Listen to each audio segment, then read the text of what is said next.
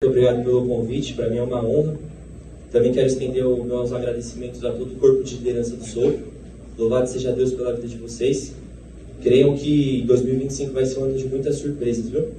Eu falo isso de altar, pode receber. Em nome de Jesus. Romanos 11:36, quem achou, diga eu achei. Oh, glória. Diz assim a palavra do Senhor. Porque dele e por ele, para ele, são todas as coisas. Glória pousa a ele eternamente. Amém. Quem crê nessa palavra? Amém. Pode tomar seu assento, não feche a Bíblia. Entender melhor essa divisão. Porque dele, por ele, para ele. Tem um significado porque Paulo fez essa divisão sobre a soberania, sobre o poder de Deus. E é sobre isso que eu vou falar hoje. Eu quero explicar essa divisão para vocês. Porque dele é a fonte. Por ele é o processo. E para ele é o destino. Vamos repetir? Porque dele, fonte. Mais forte. Vamos lá que eu chego lá. Porque dele, fonte. Para ele, processo. Por ele, destino. Amém. Para explicar essa divisão que Paulo fez para vocês, o Espírito Santo me pediu para falar sobre José. Então vamos para Gênesis agora, capítulo 39. Sentado do jeito que você está. Livro do Gênesis, primeiro livro, capítulo 39. Amém? Diz assim a palavra do Senhor. José foi levado para o Egito, onde os ismaelitas o venderam ao egípcio chamado Potifar, um oficial que era o capitão da guarda do palácio. O Senhor Deus estava com José. Ele morava na casa do seu dono, ia muito bem em tudo. Quero que você repita, ia muito bem em tudo. O dono de José viu que o Senhor estava com ele e o abençoava em tudo o que fazia. E assim José ganhou, repita, ganhou a simpatia do seu dono, que o pôs como seu ajudante particular. Potifar deu a José a responsabilidade de cuidar da casa e tomar conta de tudo o que era seu. Dali em diante, por causa de José, o Senhor abençoou o lar do egípcio e também tudo o que ele tinha em casa e no campo. Potifar entregou nas mãos de José tudo o que tinha. E já não se preocupava mais com nada, a não ser com a comida em que comia. Amém? Amém. Antes de adentrar na história de José, eu quero perguntar para vocês o que significa a palavra fonte? Ou, que significado a palavra fonte tem para vocês? A palavra fonte, ela vem do latim, que se lê fonti, que significa nascente. Então, no primeiro momento, a gente vai entender que fonte, ela é algo ou um lugar que nasce ou me traz algo que eu preciso. Vou te dar um exemplo, para não complicar. Quando eu estou com fome, eu busco uma fonte de alimento. Quando eu estou com sede, eu busco uma fonte de água. Quando eu estou triste, eu busco uma fonte de alegria. Quando eu estou com ódio, com raiva, eu busco uma fonte de paz. E assim, sucessivamente. Só que quando você lê lá em João 4,14, Jesus diz, mas quem bebe da água que eu dou, nunca mais terá sede. Então o que ele está dizendo para a gente? Que ele é a nossa fonte. Você crê que Jesus é a nossa fonte? Amém. Se você não crê, a gente ora por você agora, irmão. Amém? Ele está nos dizendo que ele é a nossa fonte. Percebam aqui que nessa parte da história de José, nada foi mérito dele sozinho. A Bíblia faz questão de tratar que o Senhor estava com José. E ele ia muito bem em tudo. Ou seja, o Senhor era a fonte. Exatamente. Antes de explicar isso para vocês, eu quero que vocês reflitam na vida de vocês em quantas áreas que Jesus é sua fonte. Quando você precisa resolver um problema sentimental, um problema acadêmico, né? Vocês que estão na escola, faculdade, começando faculdade, qual que é a sua fonte? Ainda é Jesus? Para você refletir melhor ainda, eu vou te explicar o contexto que José se encontra. José, ele era o 11º filho de Jacó. Jacó tinha como uma das suas esposas Raquel, mãe de José. Porém, Raquel era a esposa que Jacó mais amava. Consequentemente, José se tornou o filho que Jacó mais amava, seu predileto, seu preferido. E José, ao decorrer da sua vida, tanto pela sua integridade quanto pelo fato de ser filho de Raquel, ele se destacava entre seus irmãos, o que era motivo de inveja. E para piorar, José ainda nasceu com o dom de sonhar, sonhos proféticos. Só que ele não guardava para ele mesmo. Ele ia lá e contava para os seus irmãos. E tudo que os irmãos dele faziam de errado, ele ia lá e contava para Jacó. O que isso dobrava, triplicava o ódio dos seus irmãos por ele.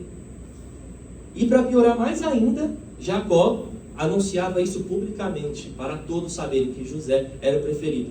Fez uma túnica para ele colorida. Nessa época, essa túnica significava um símbolo de distinção, de honra, sendo mais novo. Porém, levado a isso, os seus irmãos se juntaram e tramaram contra José, e o venderam como escravo. José não foi parar na mão dos ismaelitas à toa, por sequestro, por ser filho de Jacó, vamos sequestrar. Não, ele foi vendido pelos seus irmãos. Então é nesse contexto que José se encontra aqui em Gênesis 39. É nesse contexto, em contexto de dor, em contexto de traição, em contexto de angústia, de desamparo. Se coloque no lugar de José. 17 anos ele tinha aqui. Gênesis 37 relata a idade de José. Ele tinha 17 anos quando ele foi vendido. Imagina você com 17 anos indo para um país que você não conhece, que pratica de costumes que você não conhece, que fala uma língua que você não conhece, um idioma que você não conhece. E tudo isso levado a uma questão de traição, de dor pela sua própria família. José, ele tinha tudo para mudar a sua fonte. Tinha tudo. Ele tinha todos os motivos plausíveis para alguém mudar a fonte. Ele podia se suprir da fonte do ódio, ele podia se suprir da fonte da ansiedade, ele podia se suprir da fonte da depressão. Mas em momento algum nós vemos José se render. Em momento algum nós vemos José largar a fonte, ele não troca a fonte. Versículo 3 é claro. José, o Senhor o abençoou. O Senhor estava com ele. E quando a gente lê aqui no verso 3, em tudo que fazia, o Senhor o abençoou em tudo que fazia, a gente percebe que José estava em movimento. José não estava parado. Mesmo nesse contexto, mesmo em contexto de traição, de dor, de tristeza, de desamparo, José não se encontra parado. Ele não muda a fonte dele, porque ele sabe, ele reconhece que o Senhor estava com ele. E sabe qual tem sido o problema de muita gente, infelizmente? É que o primeiro problema, o primeiro vento que bate, a primeira coisa que acontece, a fonte muda. Começa a mudar a fonte. Por exemplo, se pisa no teu calo, você fala palavrão. Se alguém fala mal de você na escola, aí você já vai para a briga, já vai para a contenda. Se caluniam você já vai para a briga, você já vai para a contenda. Ou seja, a fonte muda. Bate uma tristeza, uma dor, sei lá, um sofrimento, não estou diminuindo, mas eu quero que vocês se comparem com a questão que José estava, com a gravidade da situação. E aí, ao invés de você vir para a igreja, ao invés de você buscar o Senhor, ouvir um louvor, aí vai para onde não tem que ir. Ouve o que não tem que ouvir. A fonte muda. E eu já ouvi jovem adolescente dizer que me acalma, te acalma. Ah, mas não está na Bíblia que é pecado. Não está na Bíblia que é pecado, mas qual que é a fonte? Se não é Jesus, é preocupante. Se não está na Bíblia, é preocupante mais ainda. Qual é a fonte? Cuidado com o que vocês têm escolhido para saciar a sua sede. Eu quero trazer um exemplo para vocês aqui. Você me ajuda, Lu?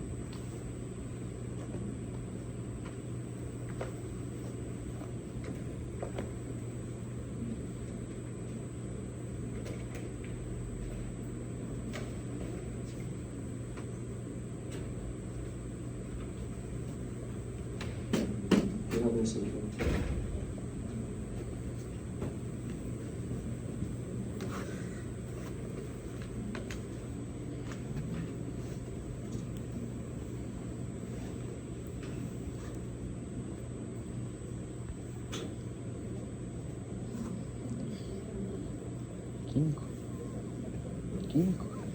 Eu peço toda a sua atenção agora. Todo mundo sabe o que é isso? Álcool, né? Dá para beber álcool?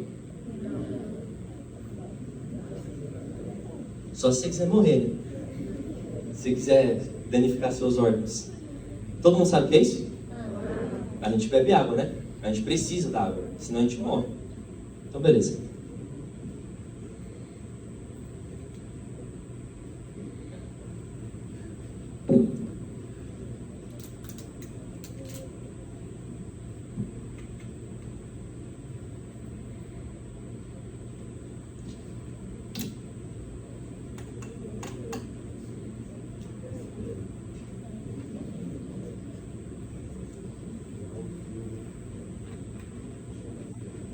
Fechou. Se eu não falasse para você qual é o álcool, qual é a água, você ia saber qual é? Esse aqui é o álcool, certo? Esse aqui é a água.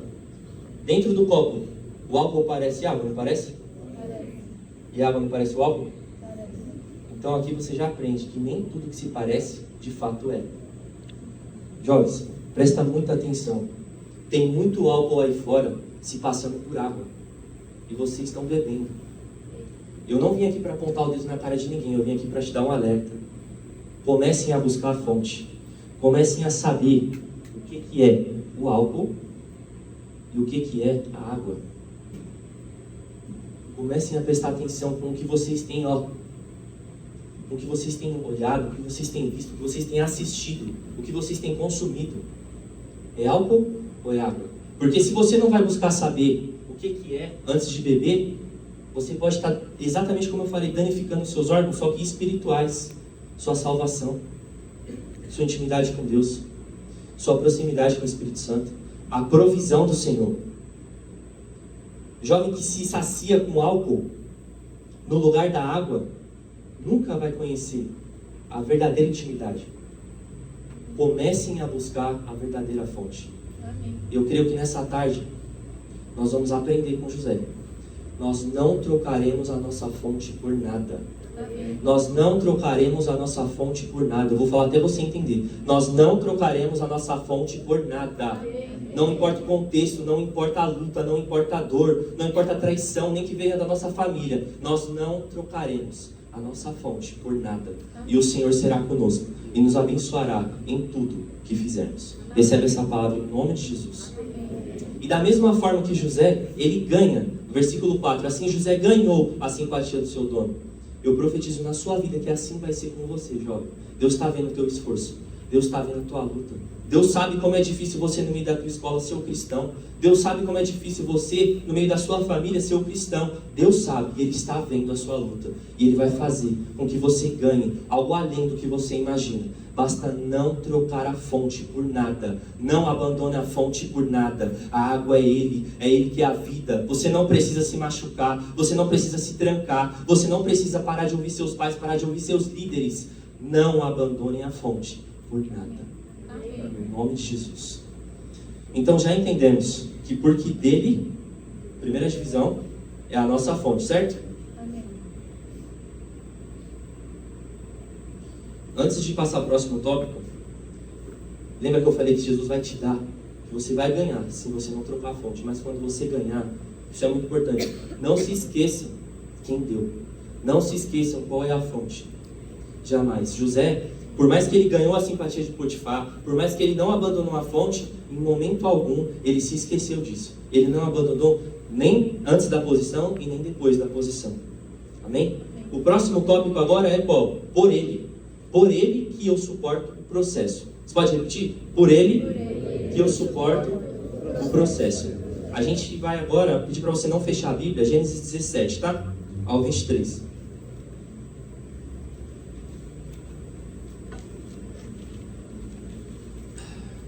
Diz assim a palavra do Senhor. Aí contou a mesma história assim: este escravo hebreu que você trouxe para casa entrou no meu quarto e quis abusar de mim. Mas eu gritei bem alto e ele correu para fora, deixando sua capa no meu quarto. Veja só de que jeito seu escravo me tratou.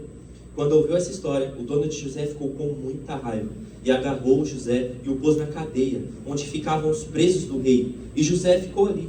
Mas o Senhor estava com ele e o abençoou, de modo que ele conquistou a simpatia do carcereiro. Este o pôs José como encarregado de todos os outros presos, e era ele quem mandava em tudo o que se fazia na cadeia. O carcereiro não se preocupava com nada do que estava entregue a José, porque o Senhor estava com ele, o abençoava em tudo o que fazia. Amém? Processo. Agora vamos imaginar de novo no contexto que José se encontra. Calúnia. José, lembra que ele era escravo dentro da casa de Potifar? Só que como ele era responsável, ficava ele e a esposa de Potifar e mais alguns soldados dentro da casa. E nesse momento José foi acusado de algo que ele não fez. Ele foi acusado de tentar se deitar com a esposa de Potifar. E ele não fez isso. Ele foi caluniado. E, dentro dessa visão, mente de quem prega é fértil. Então eu logo pensei, se do 1 ao 6 Potifar entregou tudo para ele, confiou nele tudo, do 17 ao 23, eu duvido que José não pensou por um momento sequer: eu tenho uma chance de me explicar. Potifar me entregou a casa, o campo, tudo que tem. Eu tenho uma chance de falar para ele que não fui eu. Mas em momento algum Potifar dá essa oportunidade para José. A Bíblia é clara. E Potifar agarrou José e o lançou na prisão. Vira para o teu vizinho e fala assim, ó: o processo começou antes da prisão. Em muitas situações na nossa vida, por mais que a gente esteja tudo bem, tudo certo, na bênção, muitas situações na nossa vida, momentos, a gente se sente a caminho de uma prisão. Está fazendo tudo certo, mas aí parece que vão acontecendo coisas, o inimigo vai se levantando de tal forma que parece que ele vai te prendendo. Parece que você vai ficando sem saída, até de fato você estar dentro da prisão. Mas lembra que Deus já te fez entender que Ele é a nossa fonte, certo? Sabe por quê? Porque quem tem Deus como fonte, entende e sabe que a prisão não é derrota e nem castigo. A prisão é processo. Vou repetir. Quem tem Deus como fonte, sabe e entende que a prisão, ela não é derrota, ela não é castigo, ela é processo. Amém? A palavra nos mostra que o Senhor abençoou, de modo que Ele conquistou a simpatia do seu dono, do carcereiro. Mas aqui houve permissão de Deus para José chegar na prisão. Porque pensa, logo ele que não fez nada, que é inocente, por que eu estou aqui? Por que Deus permitiu? Mas percebam que logo depois fala que o Senhor o abençoou de modo que ele conquistou o carcereiro. Isso estava dentro da prisão. Então significa que o Deus que está fora da prisão abençoando José na casa é o mesmo Deus que está dentro da prisão, dentro do processo com José o abençoando dentro da cela. Sabe o que eu lembrei? Mateus, lá em Ezequiel 37, Ezequiel fala assim, ó: eu senti a sua presença e o seu espírito me levou ao vale. Só que no 2 ele fala assim, ó: e me fez andar. Mas quem que levou ele para o vale, gente? O espírito de quem? Certo? Só que quem faz ele andar no segundo versículo 2? O mesmo espírito, o mesmo Deus. O mesmo Deus que te coloca no vale é o mesmo Deus que te faz andar no vale. Quando você se depara com a prisão, quando você se depara com o vale, não é para você ficar parado. Ezequiel, de primeiro modo, se no verso 2 Deus teve que fazê-lo andar, é porque no verso 1 ele estava parado.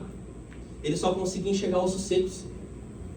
E me fez andar no meio do vale.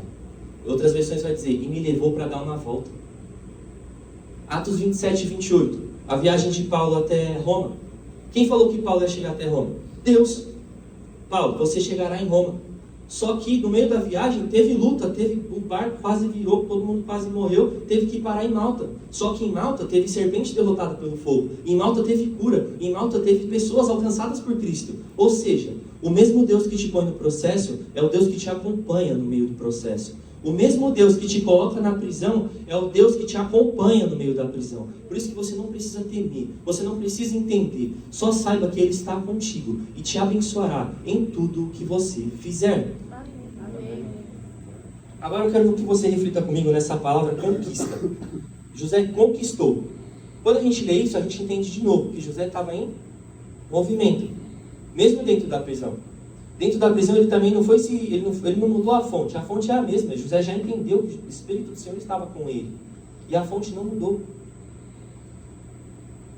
Sabe o que me entristece? São as formas que nós, me incluo nisso, jovens, adolescentes, têm enxergado isso. Nós somos uma geração que tem tudo para enxergar o processo. Mas a gente só consegue enxergar a prisão. Ao invés de pensar no nosso destino, ao invés de olhar para fora da cela, pela janela da cela, a nossa visão trava. A gente só vê as grades da prisão. A gente não entende que é um processo. Eu não vejo mais pessoas que têm palavra, pessoas que têm Bíblia. Tem gente que nem sabe ou nem conhece quem foi Calvino, quem foi Lutero, quem foi John Knox, que fizeram de tudo para isso aqui chegar na nossa mão. Para a fonte chegar na nossa mão. Tem gente que nem sabe quem foi. E aí, começa a ver, prisão, o que eu vou fazer? Aí sabe o que faz? Reels de empoderamento, vídeo motivacional. Aí vai ver pregação, de quem? De pregador que é fraco de Bíblia, que não prega a Bíblia. De pregador que te põe aqui, lindinho, lindinha. Gente, por favor, quando vocês começarem a ver isso, não deixem de buscar a fonte. Lembra que a gente já entendeu que a nossa fonte é a mesma fonte dentro da prisão. Sabe qual que é a nossa recompensa? Deus, ele é tão misericordioso que quando ele nos vê em movimento, da mesma forma de José, buscando, estudando, obedecendo nosso pai, obedecendo nossa mãe, honrando a liderança, não faltando em culto, ele faz com que a gente conquiste dentro da prisão. Dentro da prisão, Deus te capacita como líder. Dentro da prisão, Deus te dá entendimento de líder. Você não pode mudar a fonte. Deus, ele te levanta no meio do processo. Ele te dá a posição no meio do processo. Ele te direciona no meio do processo. Basta não abandonar a fonte, mesmo no meio do processo. Busquem o Senhor incessantemente. Incessantemente. Estou dentro da cela? Eu vou buscar. Estou dentro do vale? Eu vou buscar. Era para eu chegar em Roma? Estou em Malta. Eu não vou parar de buscar. Será que eu posso ouvir um amém? Amém. E agora a gente chegou no último. Para Ele. Já entendemos que por Ele, porque dele é a nossa fonte. Por Ele é o nosso processo. É por Ele que suportamos o processo. Mas para Ele é o nosso destino. Capítulo 41, verso 14. Pedi para você não fechar a Bíblia.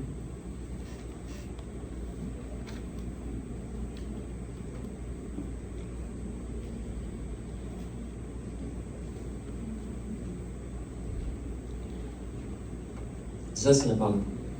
Então o rei mandou chamar José, e foram depressa tirá-lo da cadeia. Ele fez a barba, trocou de roupa, e se apresentou ao rei. Então o rei disse, eu tive um sonho, que ninguém conseguiu explicar. Ouvi dizer que você é capaz de explicar sonhos. Isso não depende de mim, respondeu José. É Deus quem vai dar uma resposta para o bem do Senhor, ó rei. Beleza. Depois que a gente suporta o processo, a gente entende. Deus, o Senhor é minha fonte. Estou no processo. Está doendo? Tá. Está difícil? Tá. Mas eu não vou largar a minha fonte. Deus, eu vou suportar esse processo. Só que aí chega uma hora que a gente fala, beleza, e agora? Já entendi que Ele é minha fonte.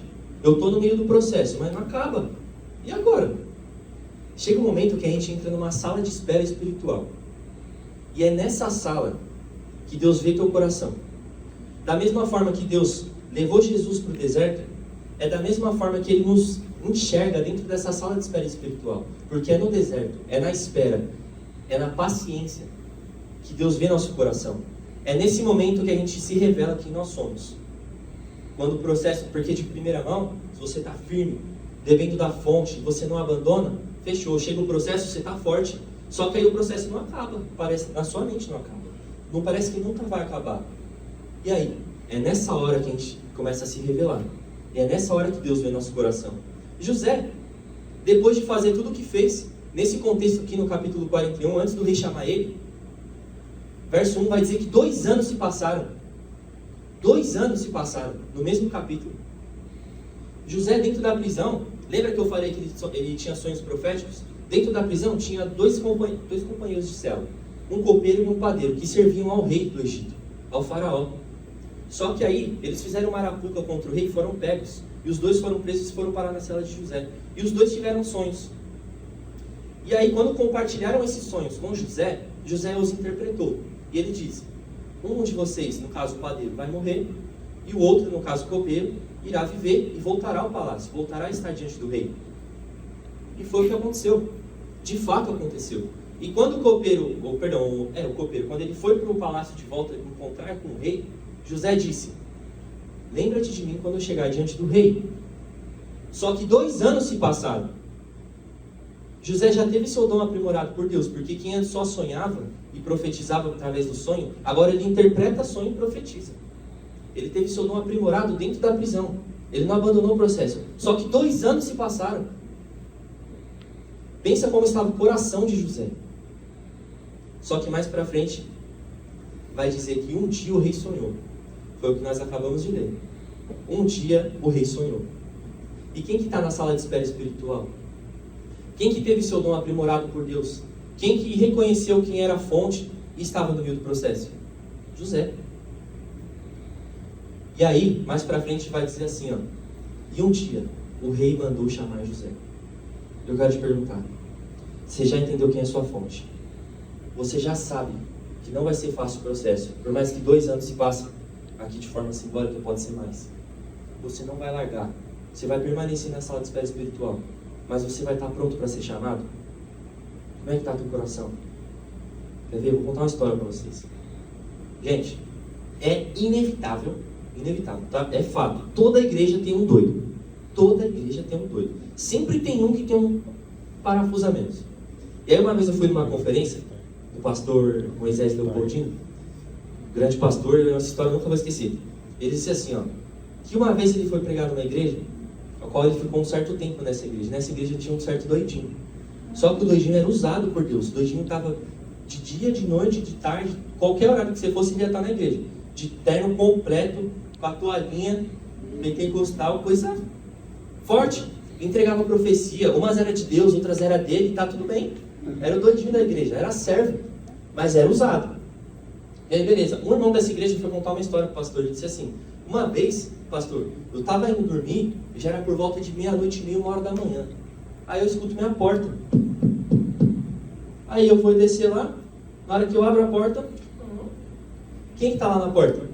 O doidinho, de terno completo, 1h da manhã. Aí fechou. Ele olhou pra cara do doidinho e falou assim, paz do Senhor, irmão. Doidinho, com a Bíblia na mão, falou assim, paz do Senhor, pastor. Deus mandou falar pro pastor, não, paz do Senhor, irmão. Deus mandou falar pro irmão que o irmão vai me levar num bairro X lá em São Paulo, agora. E se o irmão não me levar, Deus vai tratar com o irmão, viu? O irmão olhou pra cara dele assim, só um minutinho. Meu Deus do céu, o que eu vou fazer agora? Ele é doidinho, mas Deus usa, né? É melhor ir. Foi. O irmão vai lá, colocou a blusa, entraram no carro, vamos embora. Bairro X em São Paulo. Fica perto da Cracolândia. Tem vários prédios abandonados lá, vários. É bairro de prostituição, de droga, de assalto. Pensa, 2, 3 horas da manhã. E o irmão morrendo de medo, e o doidinho lá no carro, no meio da rua, ele fala, para! Aí parou o carro. Aí o doidinho saiu do carro, deu uns passos pra frente assim, ó. Glória a Deus! Glória a Deus! Glória a Deus! Vambora, irmão, já fiz o que Deus mandou. O irmão olhou pra cara dele assim e falou, você tá de sacanagem. Não era Deus, era dele mesmo essa. Não acredito que ele fez isso comigo, meu. Aí fechou. Passou uns 10, 15 dias, Mate. Teve uma vigília lá na igreja e o irmão não ia. Aí beleza. O irmão não ia, tudo bem, a vigília começava 00:30. Aí fechou, o irmão tá indo dormir. Quem tá na porta? De terno completo, toalhinha. O doidinho. Aí beleza, o irmão olhou pra cara do doidinho e falou, não me convida, não. Aí o doidinho falou, irmão, paz do Senhor, Deus falou que o irmão vai me levar na vigília hoje e vai ficar lá comigo, e se o irmão não for, Deus vai tratar com o irmão. Só que aí agora, na hora que o pastor me falou isso, eu falei, pastor, então ele não foi, né? Depois dessa, aí o pastor falou assim, não, ele foi. Porque na hora ele sentiu um incômodo no coração. E Deus falou assim pra ele, é pra ir. Aí ele falou, não. Ô Senhor, tô até de pantufa já. Beleza, foi ele e o doidinho pro culto. O irmão foi bravo. Nem olhava na cara do doidinho. Sentou na última fileira, dormiu o culto inteiro. Aí na hora do apelo, o pastor fala assim, gente, vamos ficar em pé. Aí o irmão acorda, enquanto o culto, o doidinho correndo pela igreja, marchando, pegando profecia e tudo mais. Aí fechou. O irmão volta, vai estar no humor dele, levanta, o doidinho se aproxima. Aí o pastor falou assim, irmãos, antes de eu finalizar o culto e fazer o apelo, vou chamar um jovem que está aqui, porque ele já mandou uns 15 bilhetinhos para o altar, que ele me dá o testemunho dele, e se eu não falar, o jovem vai ter um treco. Pode subir, jovem. Aí vem o jovem. O jovem pega o microfone. Pai do Senhor, igreja, meu testemunho é rápido. Há uns 15, 20 dias atrás, eu estava num bairro X em São Paulo. E eu estava lá em cima num prédio abandonado, tinha mais ou menos uns 5 andares. Já era por volta de 3 horas da manhã. Irmãos, eu nasci e cresci na igreja. Só que aí, por ocorrências na minha vida, por problemas que eu tive, eu me desviei. Aí eu conheci a droga, eu conheci o álcool, eu conheci o homossexualismo, me perdi. E eu estava disposto aquele dia a tirar minha vida. Eu falei, eu vou 3 horas da manhã naquele bairro, prédio abandonado, não tem como ninguém me atrapalhar. Irmãos, na hora que eu ia me jogar, alguém lá de baixo gritou assim, ó, glória a Deus, glória a Deus, glória a Deus. Aí ele falou que na hora que ele ouviu, ele deu um passo para trás. E através do glória a Deus do doidinho, ele começou a se lembrar de quem ele era na igreja. Ele começou a se lembrar da fonte dele. Ele começou a se lembrar que ele se perdeu no meio do processo. E um local que era para ser local de suicídio foi o local onde ele foi reencontrado pelo Espírito Santo. Eu volto a te perguntar, vocês estão prontos para serem chamados? Vocês vão ouvir a voz de Deus ou vocês vão pensar, é só um doidinho? Vocês estão prontos para serem chamados? José, quando ele estava na casa de Potifar, Potifar falou assim, cuida da casa do campo, eu estou pronto para ser chamado. Quando ele estava na prisão, cuida dos carcereiros, o carcereiro largou o trampo, cuida de todos os outros presos, eu estou pronto. E agora o rei mandou chamar José. Eu quero te falar, Deus tem destino para vocês. Suportem o processo, não larga por nada, não se machuca, não marca seu corpo, não se tranca. Deus tem destino para você. O rei vai te chamar e você vai ser usado poderosamente. E sabe como eu quero concluir essa passagem? Verso 41, 37, não precisa abrir, eu quero que você me acompanhe.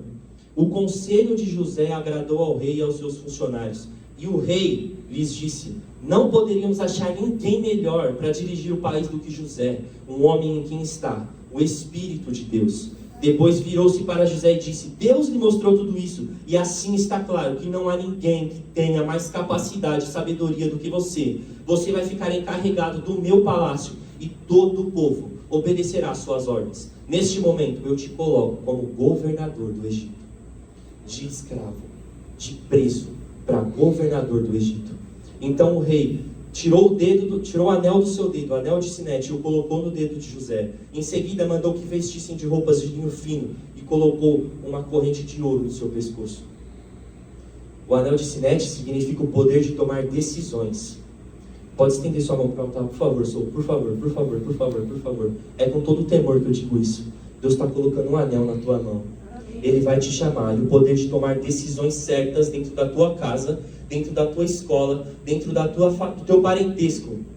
Deus vai te dar o poder de tomar decisões, e você irá ganhar o poder de governança. Basta não abandonar a fonte e suportar o processo. Pode receber, em nome de Jesus. Eu quero ler um versículo agora com vocês. Filipenses 3,14. Para complementar essa palavra que Deus pediu para entregar para vocês, diz assim, eu corro direto para a linha de chegada a fim de conseguir o prêmio da vitória, e esse prêmio é a nova vida. Repita comigo, nova vida. Nova vida para a qual Deus me chamou por meio de Cristo Jesus. Não parem por nada, não parem por nada. O nosso destino é o centro da vontade de Deus. Amém? Vamos nos colocar em pé. Fechei a Bíblia.